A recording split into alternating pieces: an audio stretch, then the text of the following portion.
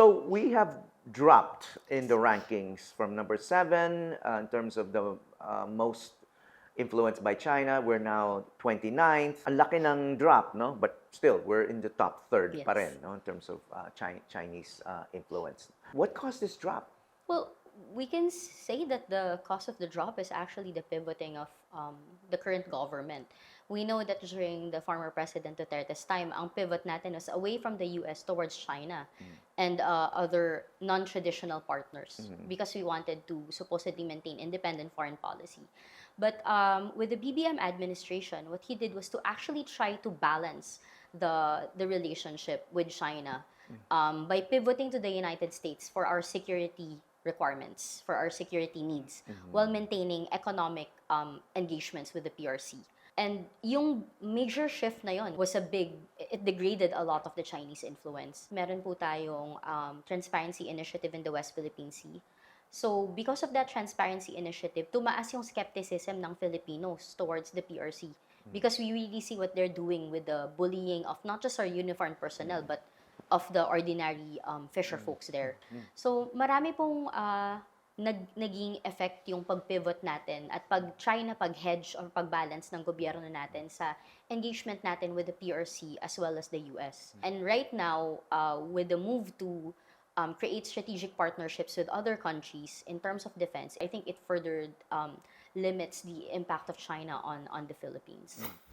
So I want to ask you about this transparency initiative. Nung panahon ng Duterte administration, media was rarely allowed to accompany the Navy, or the Coast Guard, or whatever military presence there was in the West Philippine Sea to see what was going on. Under the Marcos administration, it's been much looser, the controls. No? In fact, they encourage journalists covering military patrols, operations. There have also been even civilian operations, visiting various sites there. And there have actually been encounters, hostile interactions that have been captured by media, both international and domestic Philippine media. No? And you're saying that has actually had an impact on ordinary people in the Philippines. Yes. Just allowing them to see what was really going on. Before, people didn't know. No. Diba? Because we treated it more as a foreign policy issue than a human security issue.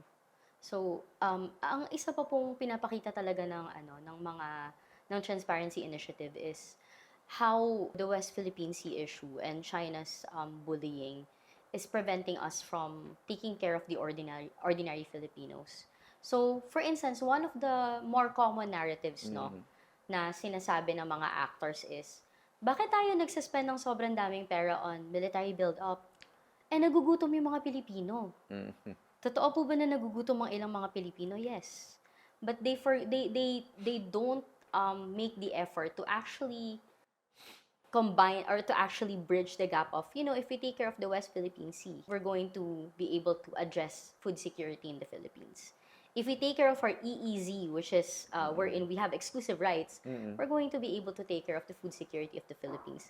And this is something that the Transparency Initiative is, I think, slowly trying to communicate along with our journalists and the media. Yung ganito pong mga gaps in the narratives na madalas kumakalat from the other side. But that was the point of this recent documentary, food delivery, right? Yes.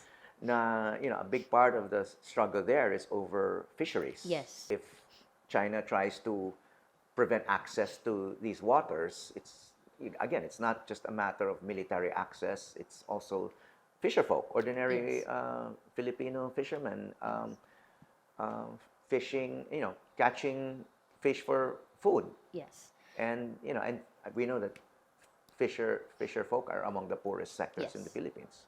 So, yung po mga narratives na ganito is actually very concerning because they make use of what is truthful, which is food security is an issue in the Philippines, and then they weaponize it to attack something else, another priority, which is AFP modernization or defense build-up. Kung ibabalik po natin sa concept din ng FIMI, we can say that this is information manipulation, wherein you frame a certain truth and then you weaponize it and then you use it to achieve your own ends. At marami pong nangyayaring ganito. So, sa pag-aaral po namin, it's not just fact-checking or truthfulness or veracity. It's also framing these narratives to weaponize it against, against us, the Filipino people, the government, or even certain individuals. But sometimes what's being framed is not even true. Yes.